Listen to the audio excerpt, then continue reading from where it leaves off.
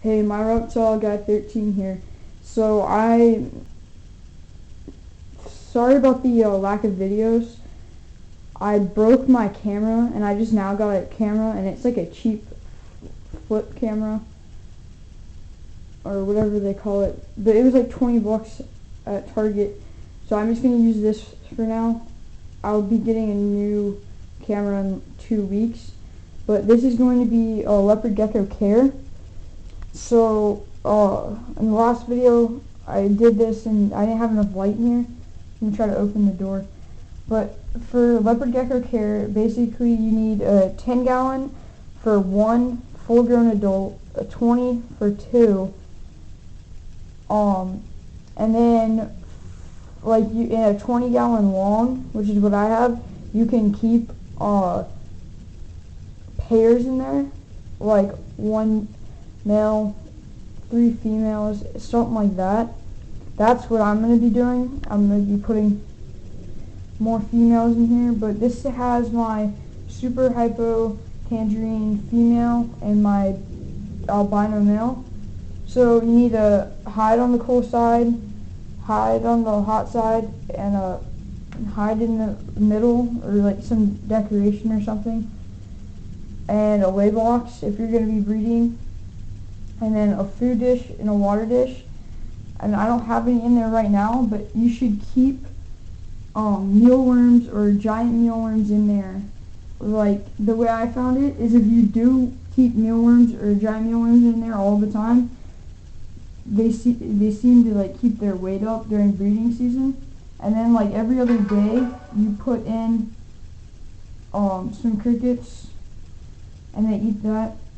Sorry about that. That was my phone. Somebody's trying to text me. And then you need a temperature gauge and a humidity gauge. Humidity should be about 10% to 20%. So because they come from the desert, it should be like very low humidity.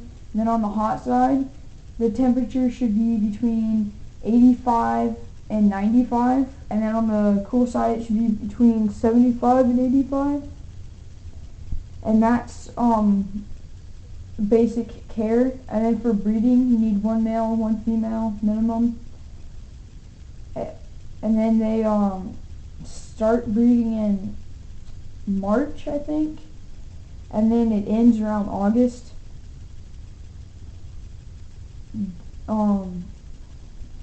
Breeding, it's pretty easy. They just do their thing, and then I forgot the exact. It's like after 2 weeks, like the eggs can become fertile, and then it's like 2 more weeks, and then they lay the eggs, and then the eggs, when you incubate them, for 50% female, 50% male, like chance, it's like 84.5 degrees in the incubator, and it's around 47 days until the egg hatches.